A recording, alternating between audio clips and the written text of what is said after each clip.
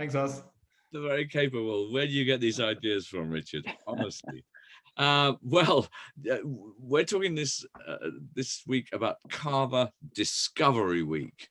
I wonder whether we should, for some of us, call it Cava Rediscovery Week, because there can be very, very few of us who don't have a view on Cava.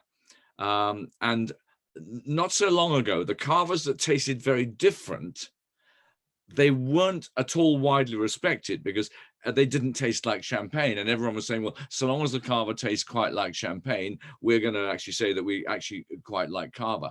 Now it's completely different. Nowadays, the Cavas that people get excited about are the ones that have nothing to do with the flavors of champagne, and they have everything to do with a really, really interesting Catalan, Penedès kind of flavor. And Cava's popularity, because we're talking about a very popular style of wine here, it's very cyclical, and its reputation is equally so. We never stop drinking this delightful and increasingly characterful sparkling wine from the hills outside Barcelona, but our attitude towards it continually changes. And right from the start, I think it's important to say the most important thing here is to remind ourselves that Cava is sparkling wine made by the champagne method, the traditional method involving a second fermentation inside the bottle, which is the hard and the expensive thing to do. And that's what creates all those bubbles. And it's also generally, and this is much more controversial, the cheapest traditional sparkling wine in the world. And this is what's caused its triumphs and its tribulation, because frequently Cava has allowed wine lovers to discover the joys of bubbles for far less money than champagne ever charges, and we should all be grateful for that. But are we? A generation ago, Cava became, I think, too entangled with value for money.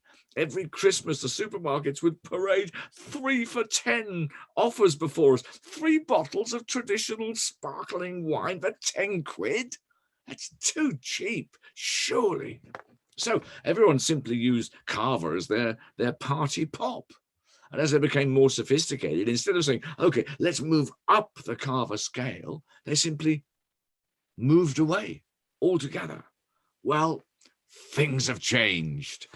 Prosecco is now more likely to be the party pop, and Cava has given itself a good overhaul and, frankly, a bit of a kick up the backside, and it's now emphasizing much more demanding vineyard and winemaking standards, and it's stressing the terroir, the French word, the terroir, particularly of the main quality areas like Alto Penedès.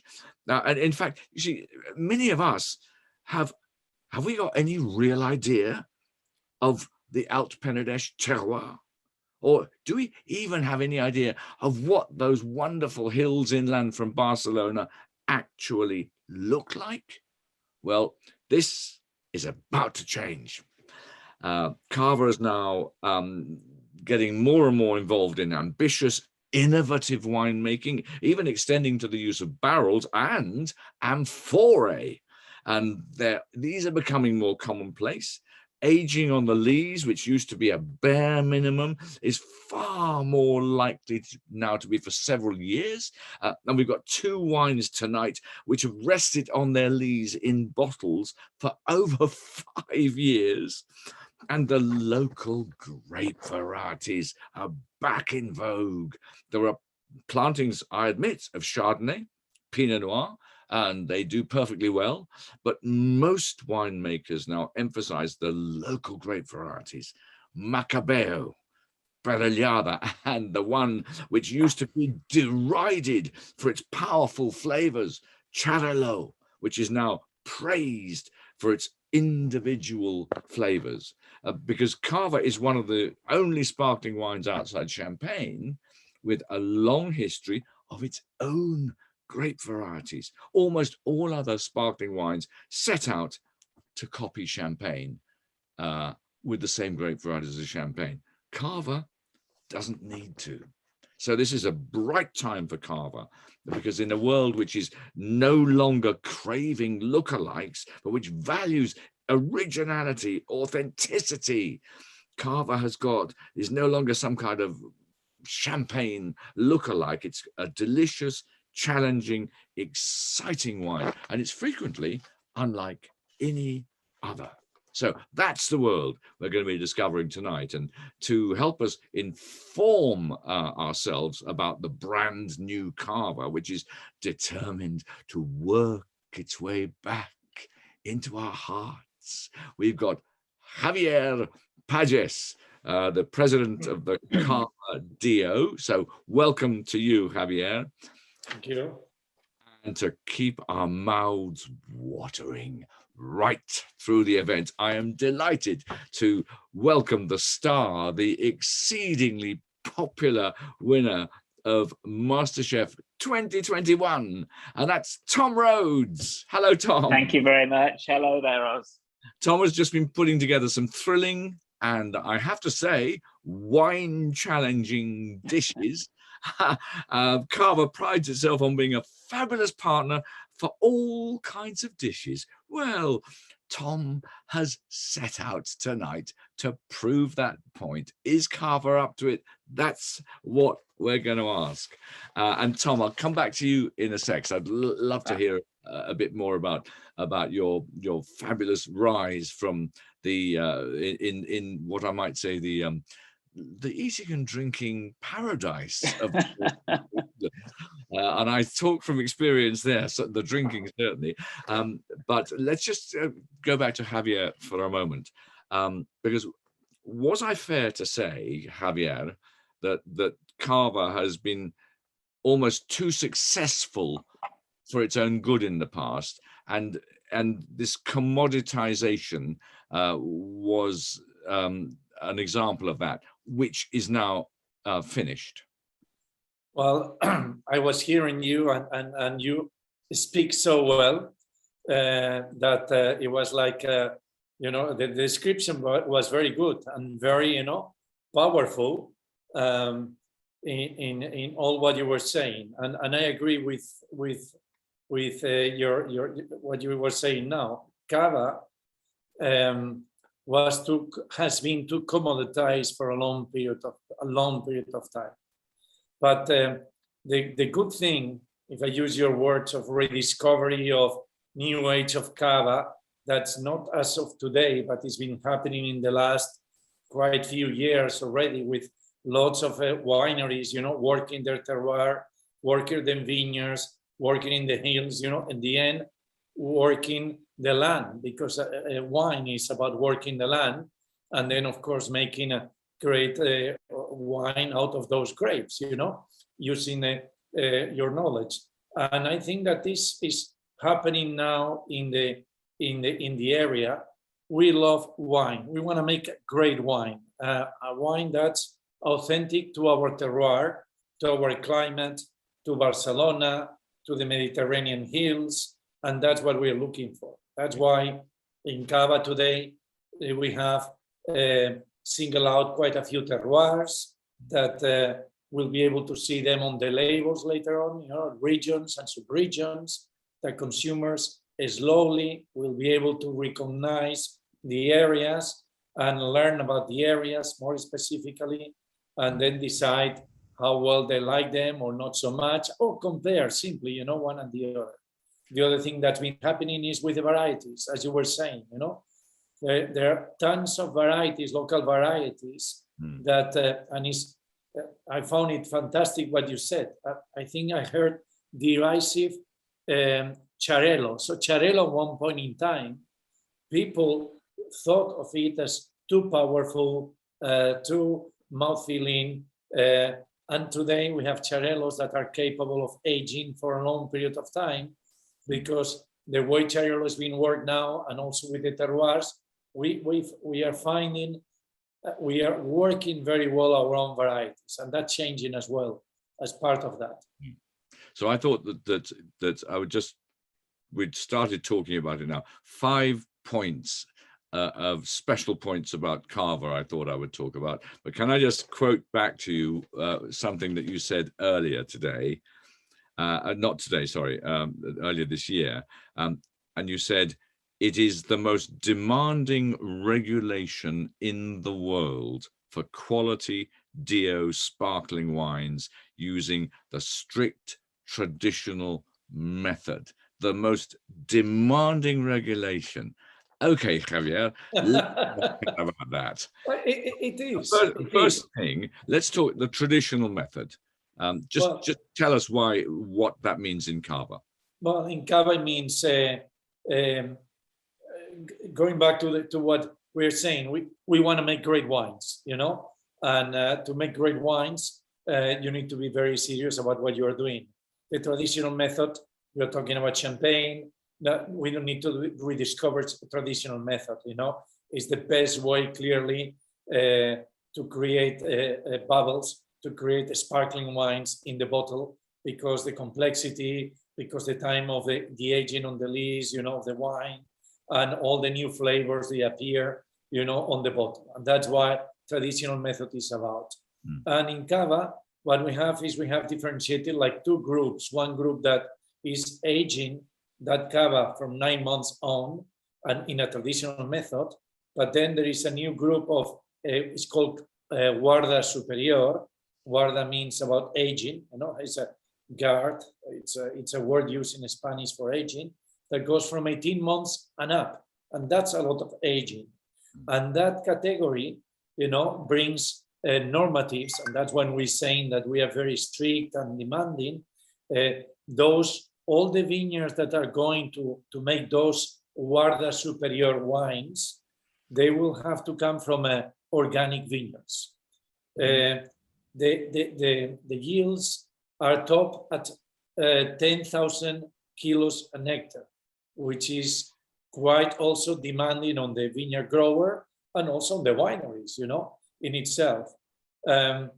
So there are quite a few rules attached to the Guarda Superior that make it very demanding, and clearly then when you are talking about regions and origins, all these will have to be certified by the DO. So the bottle aging, do you regard this as a crucial way of showing Cava's individuality? Because I noticed that the Reserva is what, minimum of 15 months.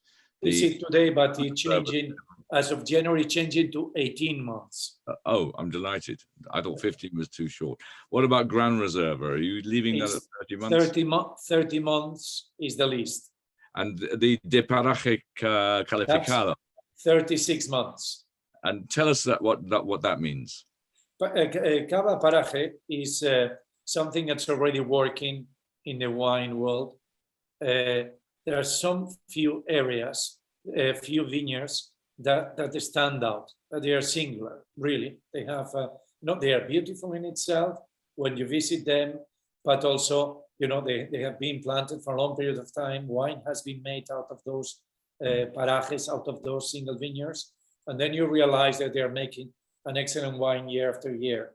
So Cava Paraje Calificado there are sparkling wines that comes specifically from those single vineyards.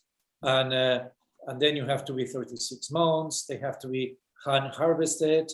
The yield for the vineyard is 8,000 kilos. So there are quite a few things that make it very difficult to become a single vineyard, and they make outstanding wines, and we'll be seeing some more of them in the future.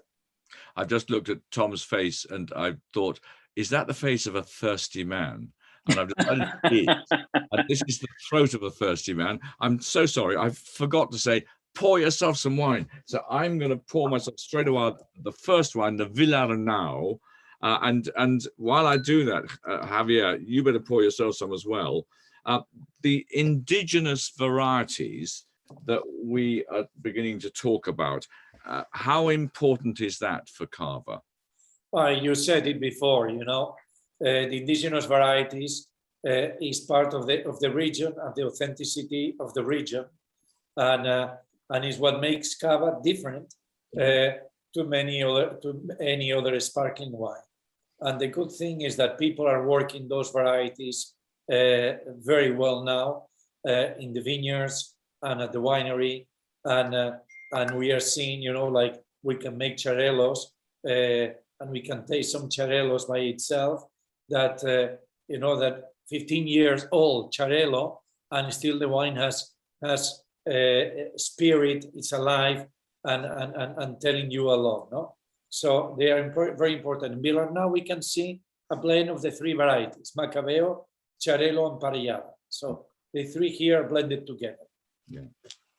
So, and another thing, I noticed this year you came up with a thing in June called a segmentation and zoning project. Now, before everyone says I'm about to actually lose the will to live, Javier, could you put that into words of for normal human beings? What does it mean? Well, it means that is what I was describing before. So in the area of Catalonia, the region will be called Comtes de Barcelona, because, as you said, all the vineyards are nearby Barcelona. But then within that region, that will now be able to identify in the bottles of wines for those wineries that want to do so. So you'll know that the grapes come from that area.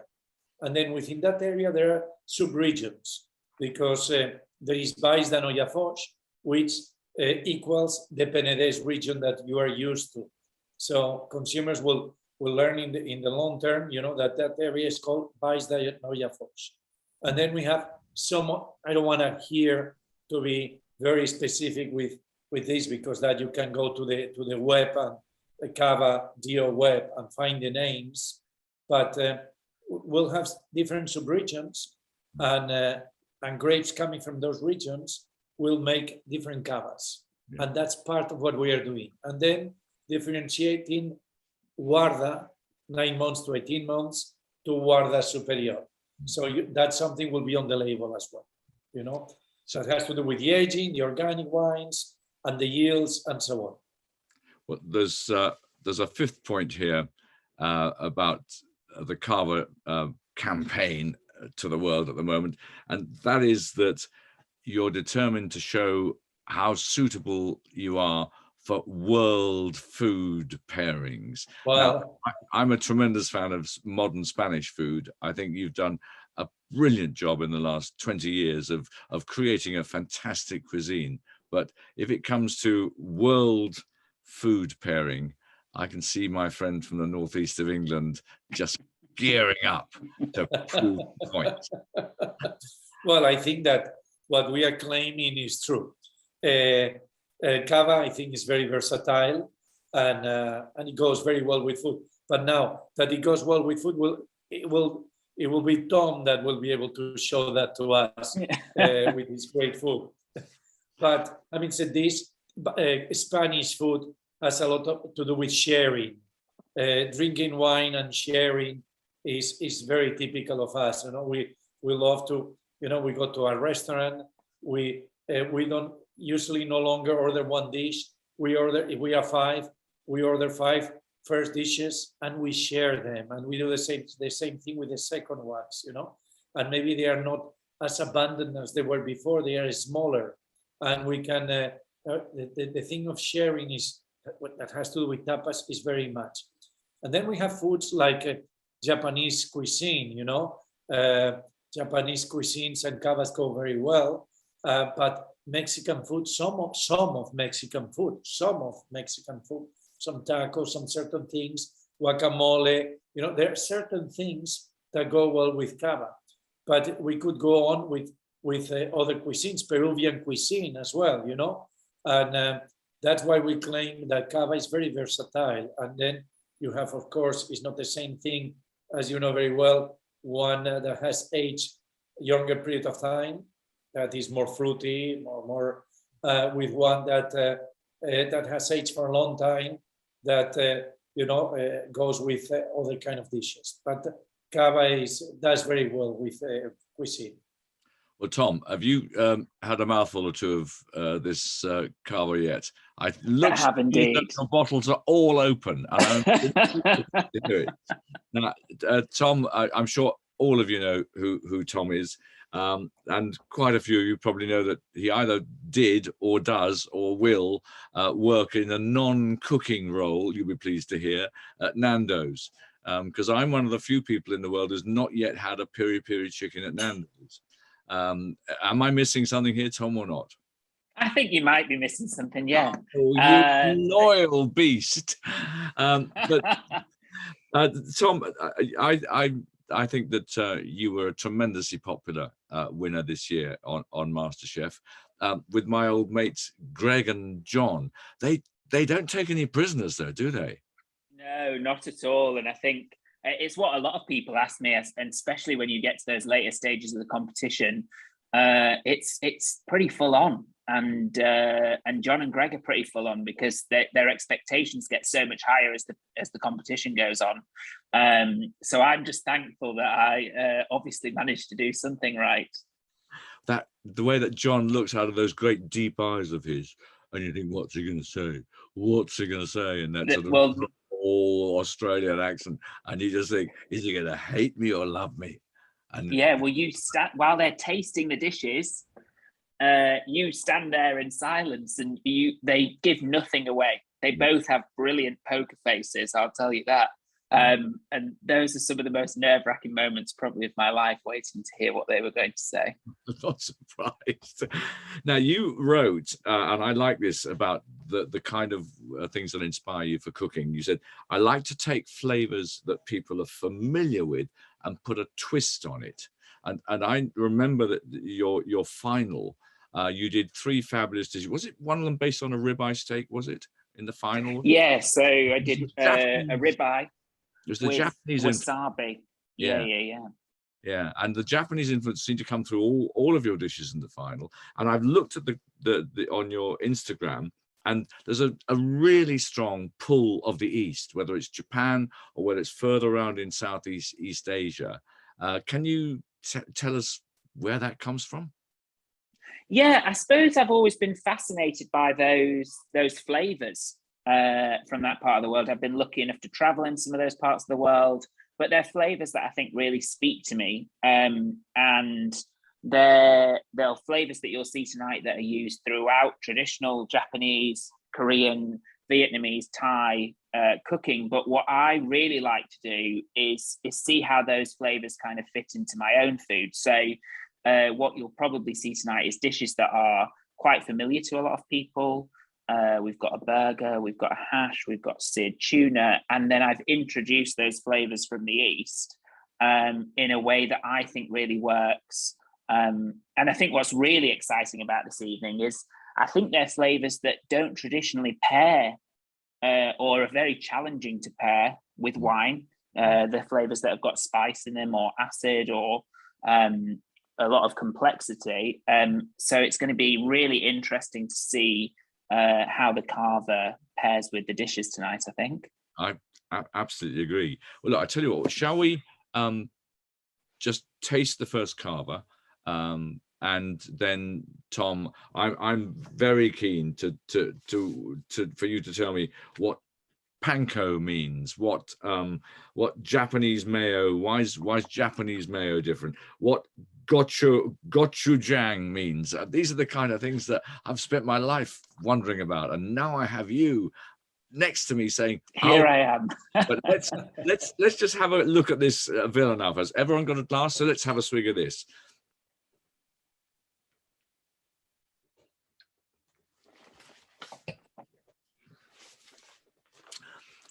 I think that's pretty nice.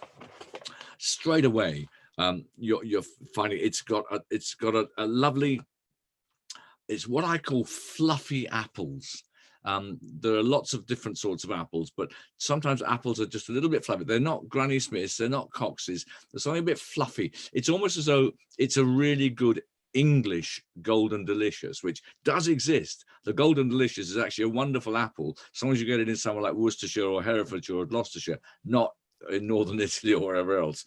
And it's got that kind of gentleness, and it's got a little bit of nutty softness. It's bright, but it's not incisive. It's got a citrus pith, but it's restrained. It's got the lemoniness is almost more like a lemon sherbet. I just thought this is a really, really nice glass of wine. And could I also ask everyone, just look at the bottle. Tom, show them the bottle, because I absolutely love that bottle. It's wild. Now I think this is called Trencadís. Is that right, Javier? That's right, Trencadís. Yeah, it's a Catalan word to say tiles that are broken tiles. Yeah, and from broken crockery, from broken roofs, from broken ceramic tiles, and it's a really important part of the modernist artistic movement, which of course even in England we actually get that world of Pujol and of course of Gaudí, and they often use this Trencadís in designs. There's a place called Park Güell, isn't that right, Javier? Parkway, that's right, Parkway. Where if you want to go and have a look at what these modernists got up to, and obviously you can go to the Sagrada Familia, so you can't miss that in Barcelona. But I love the idea that these guys at Villarnau have taken what you might think that's just a bit of a wild bottle. It's not. It's absolutely part of that Catalonian artistic modernist movement, which is terribly exciting. So well done, Villarnau, for that. This, in other terms, this is an organic wine. The vineyards are organic. It's a 20-hectare estate, so it's not a very big estate. It's on what they call some of the highest and some of the windiest land in the Penedès. It's not necessarily the highest, to be honest, but it is windy. Now this family, the Villarnau family, this winery, by the way, is now, I think, Javier, is now owned by the Gonzalez Bias. Exactly. Who are an extremely high quality, long-termist sherry producer. So I would say if you need to sell out to anybody, selling out to someone like Gonzalez Bias is a very, very good idea, because they will absolutely continue your vision. Oh, that's looking nice there. The Villarnau family had actually been there since about the 12th century, and they made their first Cava in 1949 from estate grapes, but they've been growing grapes probably for 700 years before then. Now, the modern Villarnau is particularly keen on sustainability. They monitor their energy consumption. They've got a biomass boiler there. I'm never completely convinced about the biomass boilers, but they reckon they save 25,000 liters of diesel a year by using the biomass boiler. Well, that's fine. Water management, they've got a lake. I don't think I'm not sure we can see it there, but they're surrounded by a lake which is we can see it there. Yeah. Oh, there we are. Collected rainwater, and they use that for irrigation, which is again pretty sustainable. Their waste reduction is fantastic. Hey, isn't that this is, by the way, a smashing winery. You can see it here. They separate, they reuse, they recycle. They choose suppliers for their packs and their packaging. Blah blah blah. They compost from organic waste, all that stuff, and they then go on and on about their organics and their no fungicides and pesticides. We know all that stuff, but it's nice to see someone actually doing it. And in 2018, they received the Wineries for Climate Protection certificates, which is one of these things that's going to get more and more important in the next few years. They're the first people in Sant-Sadurní, in the Cava capital, to receive it. So well done them. And now, Tom, can you start telling us all about this crispy panko prawn burger of yours? Of course. So I wanted to come up with a burger that was a little bit lighter, hence the kind of prawns in there, which prawns have a wonderful sweetness to them, I think. And then in terms of some of the flavors that are in there and some of the ingredients, I brought a couple of them along with me. First of all, I can't say enough about Japanese mayonnaise. If you've never had Japanese mayonnaise, you'll never look back if you go with Japanese mayonnaise. It's got a slight sweetness to it, which works really well with the sweetness of the prawns. It's got more yolk in it, so it's got a stronger flavor of yolk. And it's actually got a little bit of MSG in there, which is monosodium glutamate. It adds a savory flavor to the mayo. Gochujang is a Korean chili paste, and that's made with Korean chili flakes. It's made with fermented soybean, and it's got some rice syrup in there and also some glutinous rice flour. So again, there's a little bit of sweetness that works with the prawns. The fermented soybean adds umami or savoriness and a little bit of heat. And then finally is the quick pickle, which I like to use rice vinegar with. And the thing I like about rice vinegar is I find it's a lot milder than other vinegars, which I think is great for this burger because you don't get that harshness that you sometimes get with other vinegars. And I think the other thing is when you're looking at pairing something with wine, something that I often find difficult is pairing acidity with wine. So keeping the vinegar nice and mild, I think works well with this Cava. I absolutely agree. Rice vinegar is something that I occasionally look at when I'm doing it, but I don't understand it quite. I have to say the Gochujang thrilled me because Koreans and chili, they take their chili pretty seriously. And they love I've chili. never tried that. My mouth is already burning at the very thought of it. But that's what Cava's supposed to be saying at the moment. Can it cope? Well, we're saying yes, it can. Now, Tom, I think the next dish we've got coming up, you can actually show us a bit. Shall we just quickly talk about the next wine, and then I would like to go back to you, Tom, and you can show. Oh no! Don't show me that. Oh no! It's not fair. It's not fair. I tell you what. Do they serve that as on the 24-hour breakfast at Nando's? Not that I'm aware of, I must be honest. All day breakfast written all over it. It looks fantastic. Right. Before we get into that, let's quickly have a look at the next wine. And the next wine is called Gran Baron. So, and this, I hope you'll notice, is a different color to the other ones. But you never know with our audiences, Tom. You know, sometimes you think, oh, I didn't notice a different color. That's if James May's in the audience, which presumably tonight he's not. Right, second wine here. This comes from an operation called Valformosa. Again, a very good operation, full of sustainability targets and all this kind of thing. Javier, do you know Valformosa as a winery? Yes, it's a winery that used to be owned by the Domenic family for a long period of time. It's in the center, very center of the Penedès area. So we have San Sadurní, where most of the wineries are located nearby San Sadurní. This one is closer to going towards Tarragona in Vilafranca del Penedès, for those that may know the area a little bit, which in fact is the main town of the Penedès area. So they are nearby that area in a sort of a small valley within the valley of Penedès, no? And it's an old winery with quite a few vineyards surrounding the winery in a beautiful area.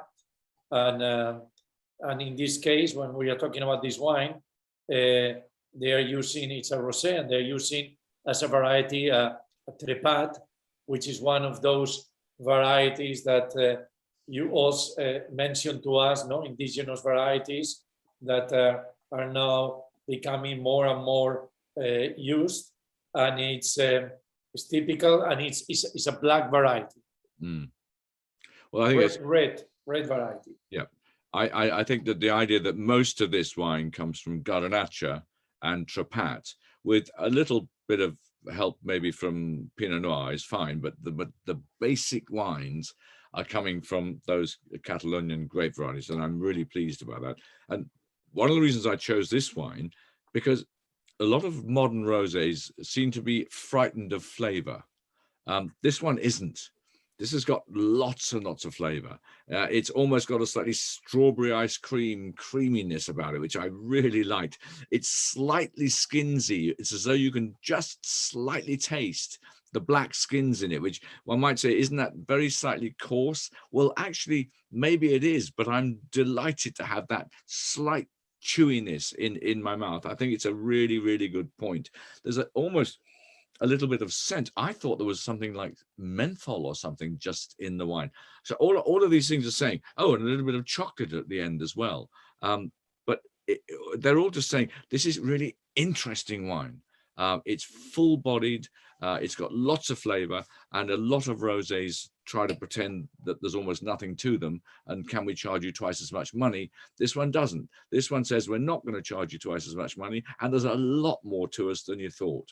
So the real point is, can this rosé cope? Can it make friends with Tom's mighty sausage and kimchi hash with the I'll try and pronounce it, but the Gochujang ketchup? The Gochujang ketchup, indeed. I've actually got this sausage and kimchi hash just here.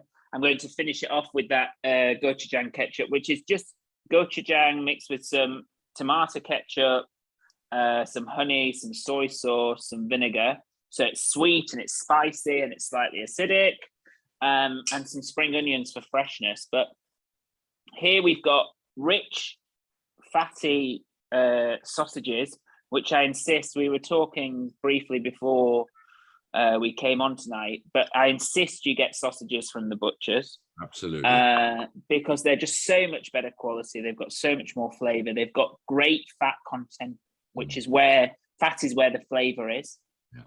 Yeah. So it's indulgent in that sense. You've got these creamy egg yolks, and you're really looking for these to be soft and still runny. And it's paired with kimchi, which is a fermented, it's Korean fermented cabbage normally, but you can do it with many vegetables. And that balances out the richness of the sausages and the egg yolk, and of course the carby potatoes. So yeah, this is I know what I'll be doing on Sunday. I think I'll be drinking the rest of this bottle and making this again, I think, because it's a perfect Sunday brunch, in my opinion. So you'll have eaten that between now and Sunday? And you'll make I'll make another one, yeah. Honestly, you can't not eat that, Tom. You've got to give me an undertaking that tonight you will eat that before midnight. I can't promise anything. This is before people, but I'll do my best. That's about enough for one. Okay, yeah, a very hungry one. Nearly enough for one. He lives in the northeast. It's a rough old place in the northeast. You have to eat. It's getting cold now as well, so yeah, it's cold. Now, one thing about kimchi, which I have slowly become an absolutely big fan of, the acid is quite different to other pickling acids. Do you know why that is? Is it the yeasts they use? Is it the vinegars they use? So there's no, I mean, this is a batch of kimchi that I made this morning. This will sit on the counter for probably about a week, 2 weeks, and then it'll go into the fridge. There's no actual vinegar or yeast in kimchi. What it is it's lacto fermented. So there are lactobacteria found pretty much all over the place, but you basically use a high concentration of salt, which kills off any of the nasties. And then lactobacteria creates lactic acid. And what you're actually tasting is lactic acid. And it's got a little bit of a fizz to it, because we're talking about fermentation here, which is exactly the same thing we're talking about in wine. And it's the same thing happening with kimchi that would be happening in Cava, say, for example. Are you doing malolactic fermentation? Well, because you have some lactic. absolutely fascinating because the saltiness is crucial, and the acidity, therefore, that's why it's different. If it's lactic acid. Yeah. Yes. Interesting. Well, I honestly, I need to watch you more often, Tom, to learn a bit more about this. And I think that's a tremendous looking dish. And obviously, you've all got 24 hours to actually make it this weekend. Tom's recipe, it's up on Instagram, isn't it? And anyone who's watching has got it. Yes, anyone that's watching, it's with them. You could make your Sunday morning the best Sunday morning you've ever Indeed. had, with a glass or two of rosé Cava and that dish. Enough. Let's move on to the next dish. Let's move on to the next wine. Now, the next one. Now, this is a really interesting one. This is called Roger Goulard, and it's 2015. And it's Gran Reserva. Again, Javier, can you just remind us what Gran Reserva means here? At least 30 months of aging in this bottle. You know, the wine has been aging in this bottle for at least 13 months. Yeah. Well, 30, not 13, 30. 30, yeah. Now, I think this is another fascinating producer. Interestingly enough, this is now owned by Cune, and Cune is one of the most quality conscious, long-term looking of the Rioja companies. So I would have thought that this is a very good amalgamation of Cava and Rioja.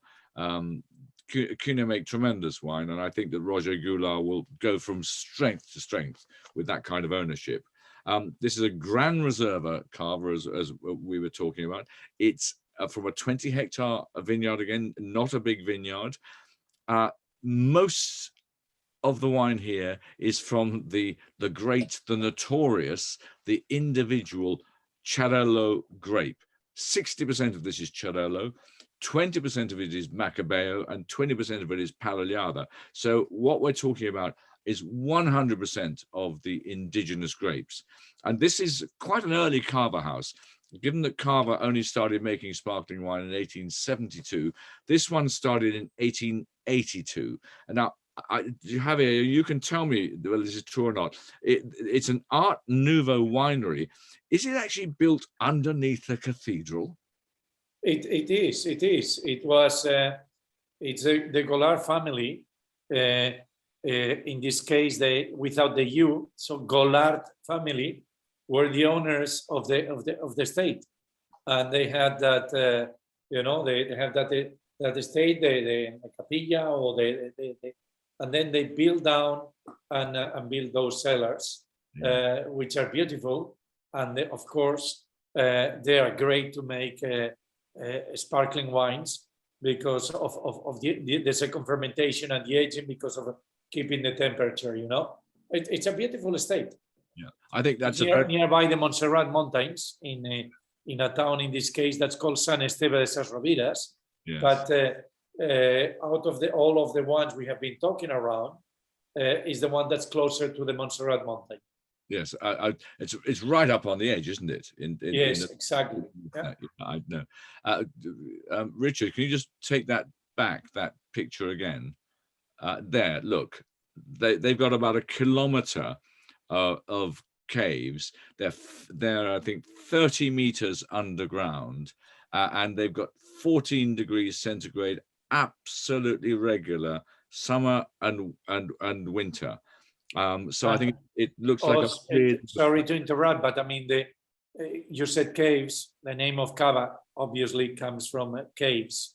And so because in the past, wineries that were making the Cava were doing it down in those cellars that were called Cavas, caves. And thank you. That's quite right. I should have mentioned it myself. We're talking about a small operation here. They do dawn harvest. Everything's manual selection. The grapes actually are refrigerated and then they are pressed, and only 50% of the press is used. And because they're after, and this sounds familiar to obviously anybody who's interested in sparkling wine, they're after high acid and low pH. And when you're in a warmer part of the world, like Catalonia, high acid and low pH and ripeness of fruit is not always so easy to achieve. But I think that they do a really good example of it. And there are two other things which are important about this. The residual sugar is only 5 grams. Now, the sweet spot when you're talking about things like champagne or English sparkling wine or all those other sorts of wines, on the whole, 6 to 10 grams as a residual sugar is sort of as the sweet spot. And I know there's been these ultra brut movements, but the general market thinks that 6 to 10 makes the best balanced wine.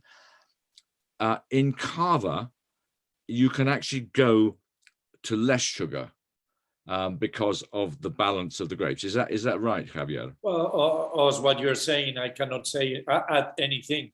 You're describing it very well. There is less acidity in general, so you can work with less sugar, and that's why we have one type that's called Brut Nature. In fact, that is quite widespread locally and known, which is zero sugar added. And that's something we can do because of our climate and terroir. Yeah. And the second thing about this, going back to aging, is this wine has had 5 years at least on the lees, and sometimes they have 6 or have 7 years on the lees. This particular vintage, the 2013 or 12 vintage, for instance, had 7 years on the lees. This one has 5 years on the lees, presumably because that's all it needs. Because I really think you can feel the way that the aging on the lees has softened the wine. But what's interesting is it hasn't aged the fruit at all. It's softened it, it's rounded it out. Often when you age the wine for a long time on the lees, you age the fruit as well. And it can be delicious. It's a different style. This one has kept its youth. It's kept its apple core acid freshness. It's got a bit of lemon pith, but it's got lemon blossom as well. It's got, and almost as though a tiny squeeze of citrus oil has just been dropped into it. And I must admit, I said to myself, I don't know why I said this. I think I was thinking of Aldous Huxley or one of those writers. I thought about a silver knife cutting through an apple. Now, someone like Art Buchwald or Aldous Huxley said he was a silver knife cutting through a raw apple. This is a silver knife cutting through a very ripe apple, and that's all the difference. Anyway, I think this is very good, and I can see that Tom is now ready to talk because he's got his mouth full of wine. Yes, I was listening to what you were saying and trying to appreciate the flavors in there. This dish and this Cava has been matched with my miso and coconut mussels, which is kind of a bit of a play on moule marinière in a way. We've got that creaminess from coconut milk, and I always say you're always better going for you see a lot of these reduced fat coconut milks in the supermarkets. Go for the full fat coconut milk. It's so much richer, it's creamier, there's so much more flavor to it. So if you're going to go for coconut milk for any dish, go for the full fat one. And then the second thing that really makes this dish is the miso, which is a Japanese fermented soybean paste. Well, actually, it doesn't have to be soybean. They make miso with several things. They make it with barley. I've seen it made with chickpeas.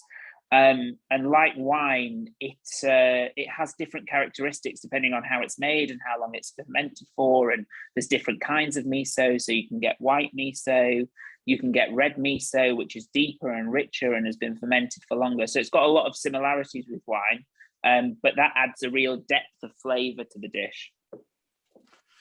Again, I was looking at this and thinking that your hallmark is these fabulous contrasts, because there's savoriness of the miso with that the sweetness you're talking about. I so agree.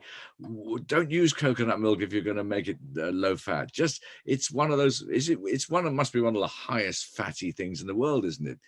Coconut oil. Yes. I use, you don't want to hear this, but when I do my bike rides, we do 250-mile charity bike rides, and I use organic coconut oil. Now, again, you can't see where my hands are, but you can probably imagine where my hands are. That's what I use.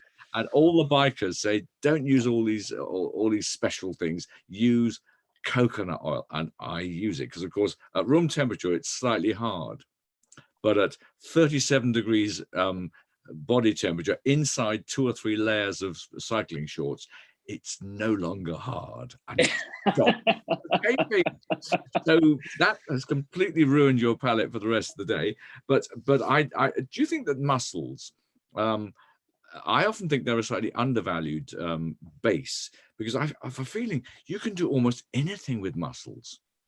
I think mussels are incredible, and they've got an incredible sweet flavor. They're actually very sustainable as well, which I think is increasingly important. So mussels will often filter out and clean waterways. They're incredibly sustainable.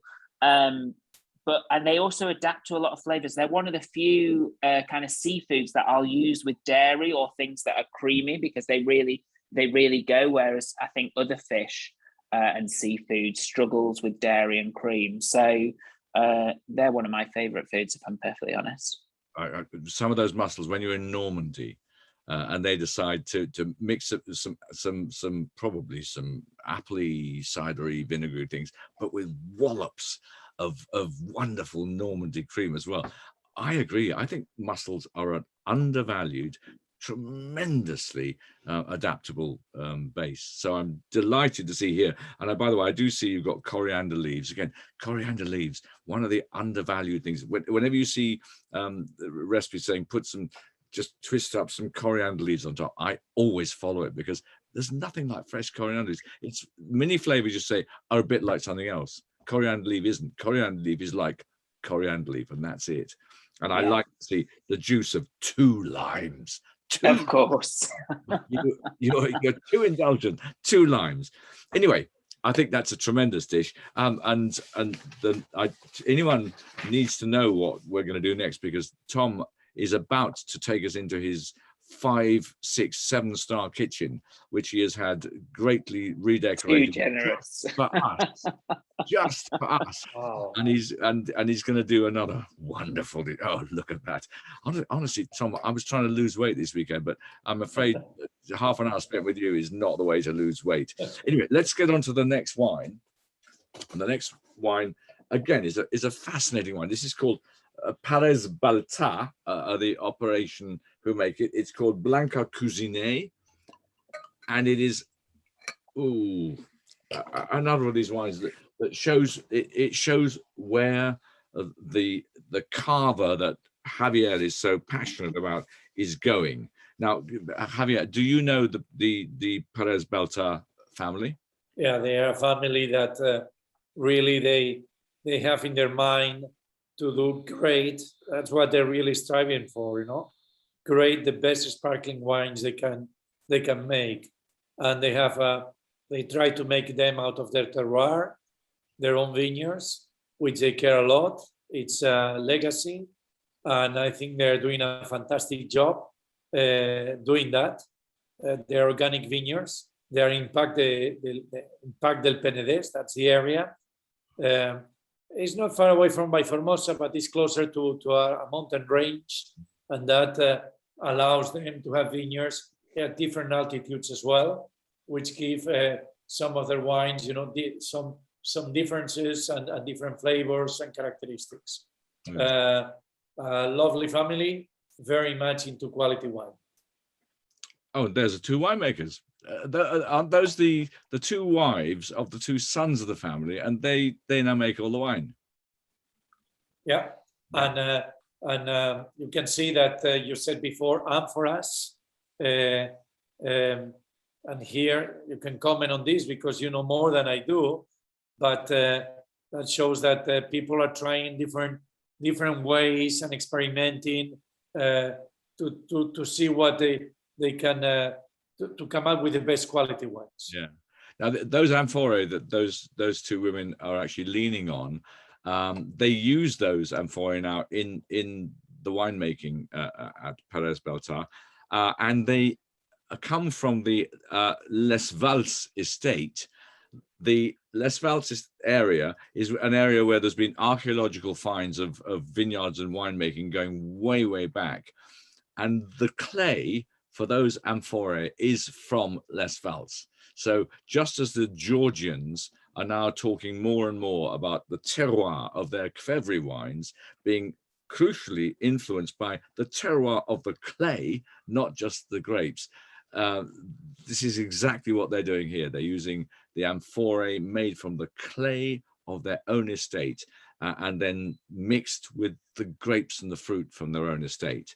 It's a wonderful estate, by the way. You saw those pictures of the vineyard. I thought, oh, take me there. It's quite serious because it's between 170 and 700 meters high. So they pick their grapes in a very, very large range of altitudes. This is mostly Xarel-lo, 81% Xarel-lo, 9% Chardonnay, 10% Pinot Noir, and the Xarel-lo, they're all vinified separately, the Xarel-lo and the Chardonnay in stainless steel.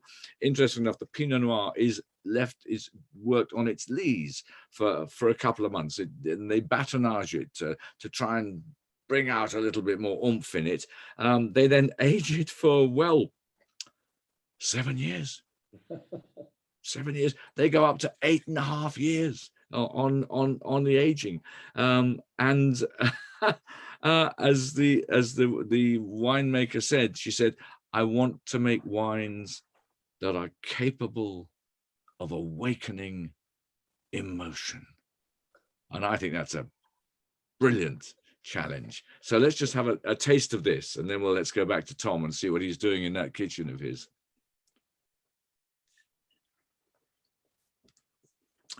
Completely different style. It's much less fruity. It's much more what the wine geeks call reductive. It's nuttier, it's deeper, but it's interesting that it's very mature at 9 years old, but it has no decay at all. And if you wanted to see, okay, mature Champagne and mature Cava, the way that both of them are able to mature without decaying, I think this put up against a sort of a mature Champagne of a few years older than this maybe would be a really good example of how they're quite different, but they both do it very well. I found on this there's an almost flavor of things like Madeleine pastries, French pastries, but with just a little hint of orange about it. And I thought there was a hazelnut husk kind of savoriness and something like dried apricots about it. Very interesting, mature flavors. The youth has gone, whereas the Roger Goulart had held on to youth as well as softening. This one, when we're into that tertiary phase there, this isn't youth anymore. And I must admit, I think it's an excellent wine, and I am very keen to see what my friend Tom is gonna do with this. Tom, where are you? I can see. Hello. A bit of a different view here. I thought I'd bring you into my kitchen. Hopefully you can see me here. And we're going to finish off the last dish, which is seared tuna with a red pepper and lime salsa. Perhaps the most similar to kind of, I suppose, it's got some of those Spanish flavors in there. There's some paprika in the marinade, and there's roasted red pepper. I thought I'd just bring you in and finish this off. And this is a dish that's really light and it's fresh, and you've got the smokiness of the smoked paprika and the flame roasted red pepper. You've got brightness from lime. You've got some sweetness from gochujang, because I've brought in gochujang as a Korean chili flake. I brought those flavors into this salsa. And then you've also got some depth and some umami from Thai fish sauce. So there's lots going on in this dish, but it's lovely and light and it's fresh with those smoky, sweet umami flavors. And we're just searing here. Sorry, go on. This was when you're talking about marinades. I think a lot of people don't quite understand the marinading thing with fish. And you said don't do it for too long. Is that right? Yeah. So with fish, you need to be really careful because, especially with a marinade like this, which has got some lime juice in, some acid, those marinades will start to break down the protein in the fish and change the texture. So when you're marinating meat, it's quite common to go overnight or even for as much as 24 hours. But with fish, you want to stick to probably about 20 minutes. Ah, right. And we've got some nice color here. Like I say, we're just searing things because we still want that tuna to be nice and pink in the center. So we're going to take it off here. And the sugar in the marinade also helps just to give a little bit of color. And that color obviously leads to flavor as well. So I'm just going to show you how I plate this now. So we'll just move the camera over slightly. We've got our tuna. Hopefully we can see here, yeah. We've got our plate. So I'm just slicing the tuna into nice thin slices. Try with tuna to go against the grain. So tuna's got a quite clear grain, which you can see the lines in the flesh there. And you just want to cut this into fine slices. And is that something to do with the texture in your mouth if you slice against the grain?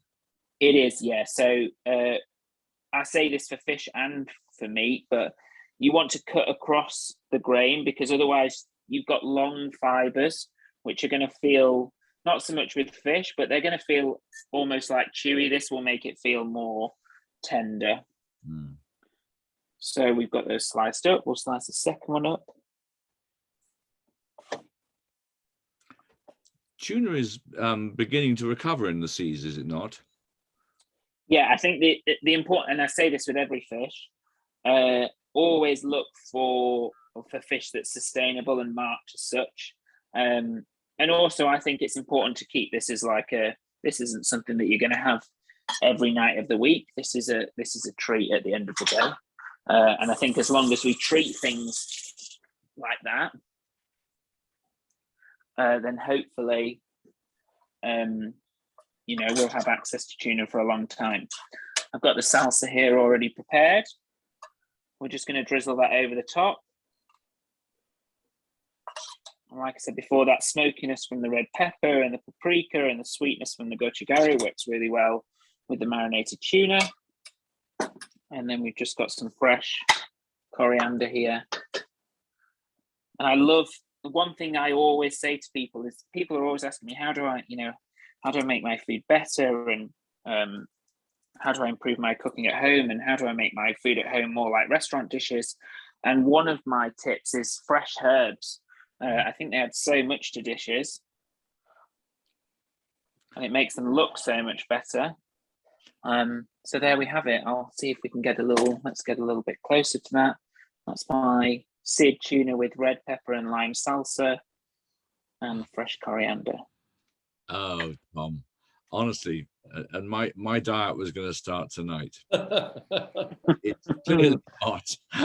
I mean, luckily, I don't think this one's too bad for you. I'd probably stay away from the sausage and kimchi hash if you're looking for something more on the diet end of the spectrum. No, I'll just go on a fast. Well, Tom, thank you very much indeed. Javier, thank you very much indeed. I think that any of you who've been trying the wines at home, you can imagine the fabulous flavors of Tom's cooking. Those of you who are cooks, hey, you've still got the weekend ahead of you. Don't finish off your wines, shove them in the fridge tonight, get some of those ingredients and start making some of Tom's food for yourself. I think it's inspiring stuff. And thank you very much Tom. Thank you very much, Javier. No, thank you very much. We've now probably got a few questions. And Tom is putting that food just out of my eye lines. No, take it away. Take it away. Wow, that was exceptional. I love the live demonstration. I'm super jealous, to be honest.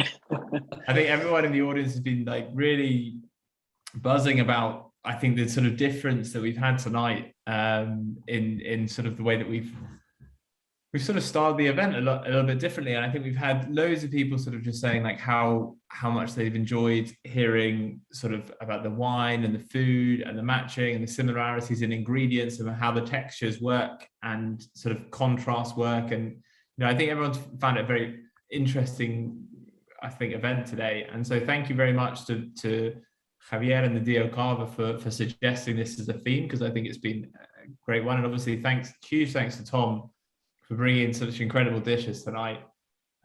We've had two people who've already flagged up that they've been cooking. We've got both, amazing. Yeah, they've loved it. I think that the reception, we've got Barry, who was the person who'd emailed in earlier, and I sort of mentioned at the beginning. He says that he'd served his tuna with some hot greens, padron peppers, avocado, spring onions, wilted spinach, and a grate of courgette in red wine vinegar. So he said that one went really well with the Blanca Cuisine. He said it was a perfect pairing, loved it. And then we also had Carol Gibson, who tried not one but two of your dishes this evening, which I thought was really impressive. And she's gone for both the prawn burger, which she said was an absolutely fantastic pairing, and the mussels. So I think she loved it. But I haven't heard anything from her about the mussels, but I'm assuming that she loved it. Fingers crossed. Fingers crossed. So I guess kind of one of the key questions, I guess, is always interesting when it comes to food pairing and wine. And I think, Javier, I'm kind of pushing this to you and Oz a little bit more, but what's your kind of, do you have any sort of guidelines or go-tos with kind of matching acid levels and food with wine? Because I think acid plays a huge part in matching, and sort of, are there any sort of like easy, I guess, kind of pairing advices that you give? Well, I let that to go to us. Because myself, I really enjoy lots of wines with different kind of foods. I'm a little bit outside. In the past they said that, for instance, sparkling wines were for the dessert. You say dessert or los postres, how we call it in Spanish, no? But I think that was only because it was used for celebrating. But the reality is that a sparkling wine of quality matches with lots of foods. And but Oz, I'm sure, will be able to tell more about that to us. Hey, I'm sure I could spend lots of time reading other people's books about precisely what acid levels are and precisely what sugar levels are and precisely what weight and this and that and the other. It's all true, but Tom is making food, for instance, which is completely unrelated to any wine culture at all. And I would personally say that you just have to dive in head first. On the whole, I would say in red and white wines, avoid too much oak with the kind of cooking that Tom is doing. I don't think oak will be particularly successful. Go for wines with purity. Go for wines which really express their grape variety and their place. And don't worry about high alcohol. I would say slightly lower alcohol is probably also better for the kind of food that Tom's come up with today. I certainly would say, you've got a glass of decent Cava and someone gives you a chocolate cake and says, what about this? I would say, I would make my excuses and leave. I don't think it works, but the French are always doing it, aren't they, Javier? They do, yeah. Any kind of, you go to a French celebration, they wait till the end. The best champagne comes out at the end. You say, no, it's with all that sweet stuff. What a waste.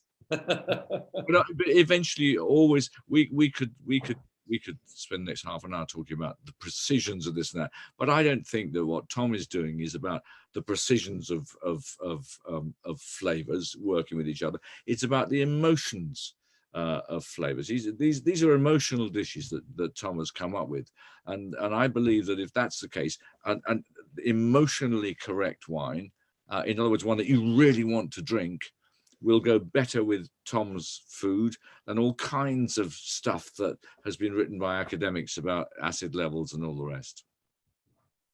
Well, you wholeheartedly agree with that. The one that you want, drink it. Me too. What about sort of, let's say you're going for your desserts here, you know, obviously we've got some sweeter styles of Cava as well out there, which have more residual sugar. I mean, you know, what are your sort of favorite desserts pairings with Cavas, Javier? Well, clearly now you're talking that sweet Cava. I'm not very much a dessert person to start with. So usually you can make better comments when you love something a lot. I don't. Sweet Cava would maybe pair with some desserts that are really sweet, but it's not my favorite style anyway. So maybe Oscar. I'm always a cheesecake and Cava man personally. I completely, Javier, I agree with you. I think sweet Cava is not nearly as good as dry Cava. I think sweet champagne is not nearly as good as dry champagne. And I think sweet Cava is not really sweet enough to cope with proper desserts. So you've got some wonderful desserts in Spain. I mean, I'm thinking of something like, you know, Catalonian churron, which actually is not quite as sweet as you think it's going to be. That wonderful nougat with hazelnut, and which they have in Catalonia.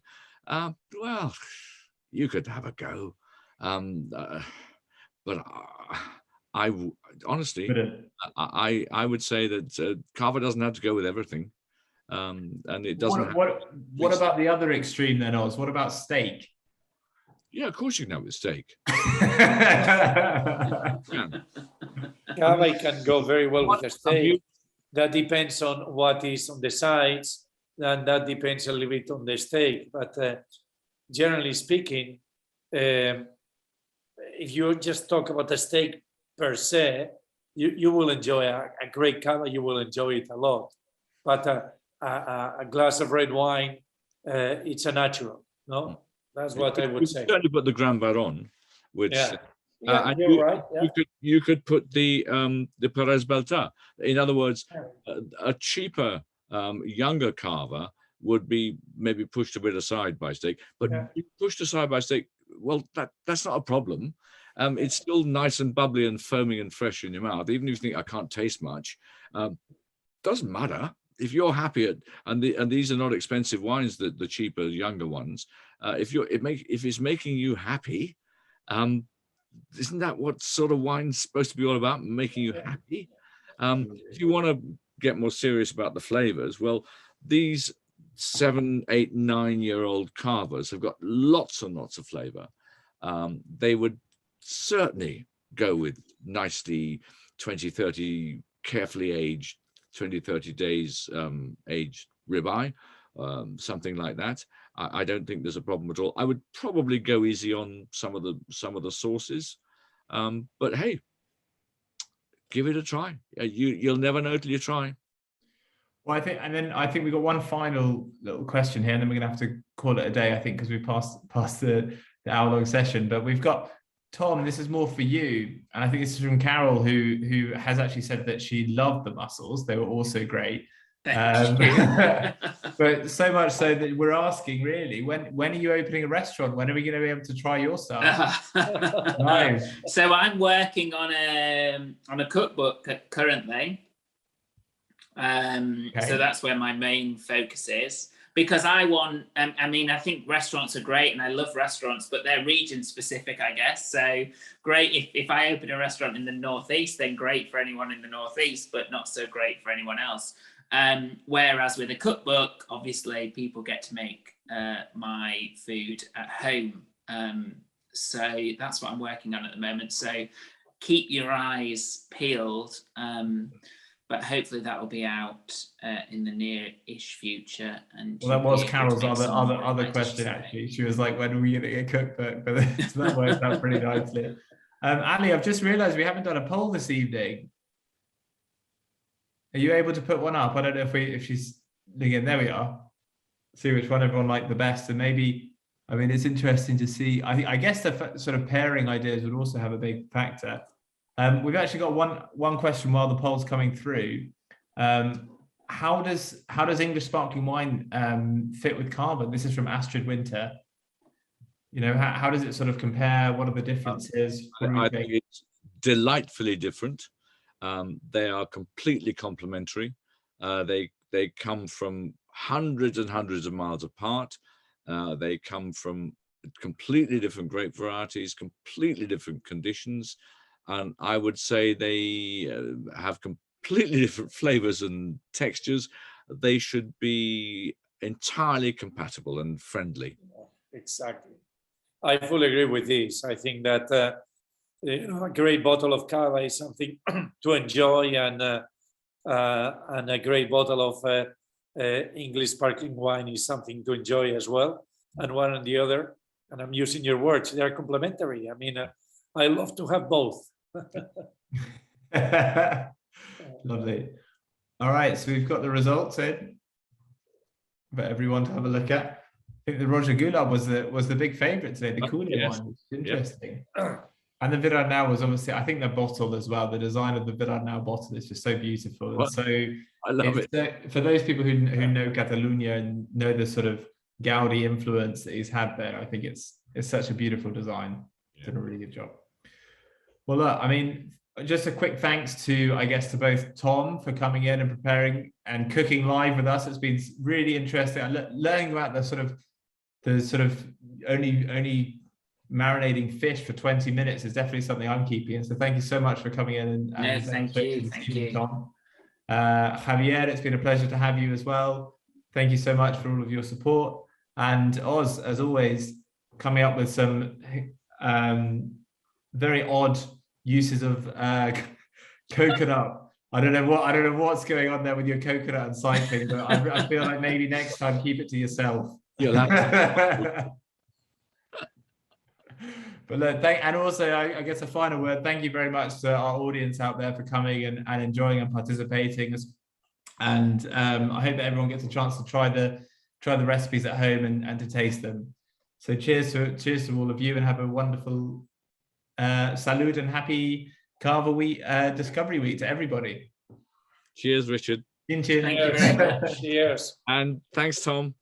Thank you. Thank you very much to all of you. It's been a great pleasure from Barcelona. Ciao. Thanks, Javier.